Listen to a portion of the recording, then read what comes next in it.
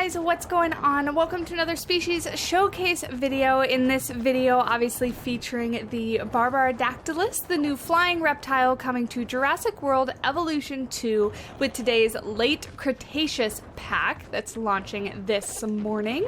As you can see here, we've got a few of these flyers in this aviary, and in this video we're going to go ahead and talk a little bit about their design, their animations, and then I'll show you their stats in the hatchery. So the first thing that I want to talk about, let me go ahead and pause it here. Let me make sure he's not grooming. There we go. We get a good profile view.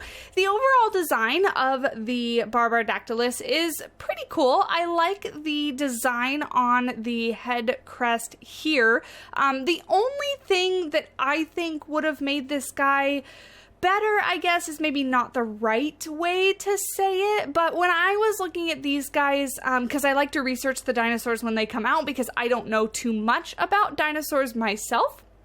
So when I was researching these guys, I saw a lot of pictures referencing that this kind of webbing here was not present. So there's a lot of drawings and photographs and things, well, not photographs, renderings of a kind of head structure that came up like this, and then a structure that came out like this, or the opposite one that kind of came out this way, and another that came out that way, basically like a forked little crest. And I, after looking at those pictures and that kind of style of the Barbaridactylus, think that might have been really cool if Frontier would have gone that direction with it. I feel like it would have really differentiated this one from a lot of the other flyers that we already have in the game. But nonetheless, I don't think this is a bad design. I don't think Frontier really ever does badly or poorly designed flyers, dinosaurs, flying reptiles, whatever you call them.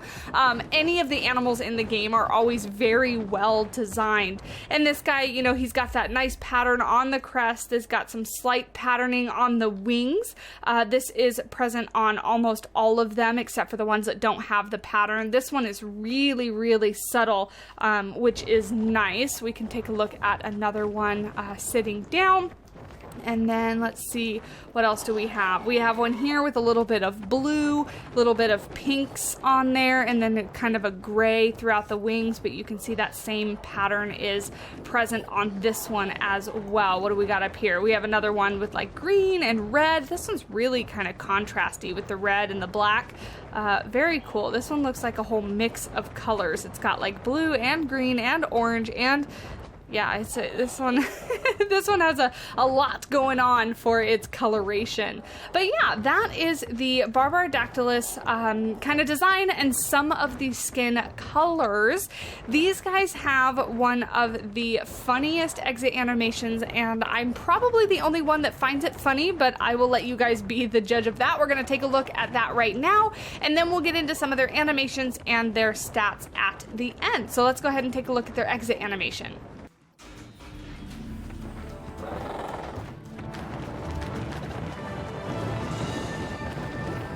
So the thing I find so funny about this exit animation is watch his little feet as the little guy running comes out. He just looks like he's running as hard as he can down like a runway to get enough speed to take off and fly away. It's a pretty quick exit animation, but I just find it hilarious for some reason. When I first saw it, it was like this big animal with these teeny tiny little legs trying to run out of this hatchery as fast as he could.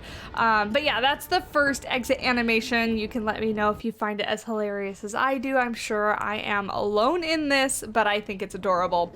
There is a second animation, so let's go ahead and take a look at the alternative exit animation right now.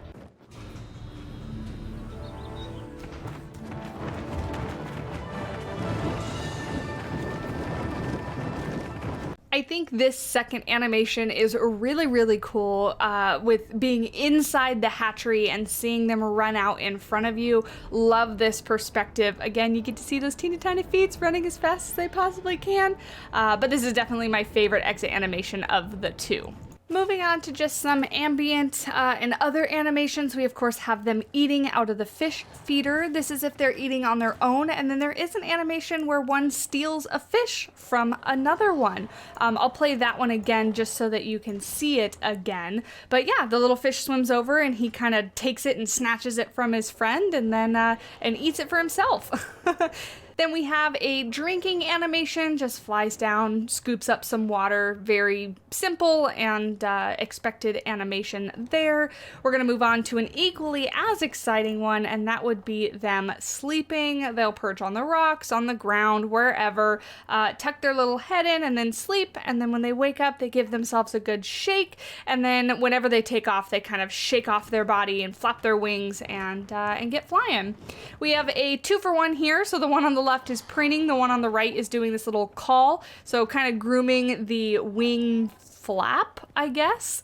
The wing skin, that sounds a little bit odd, but grooming himself, preening himself, and then we go on to attacking the aviary, this little angry boy, and then if they get out, they will certainly attack people. Now, I was a little disappointed with update 4. Apparently some flyers are going to attack capture helicopters, excuse me, but I couldn't get these guys to do it, so I'm not sure if these guys just can't do it, or I didn't put the proper situation in the game, I didn't set them up correctly, but I tried for over an hour to get these guys to attack a helicopter and I couldn't do it. So if you know how to do that, or if I've missed something, do let me know down in the comment section below. But the only animation that I could get when they escape was to attack people.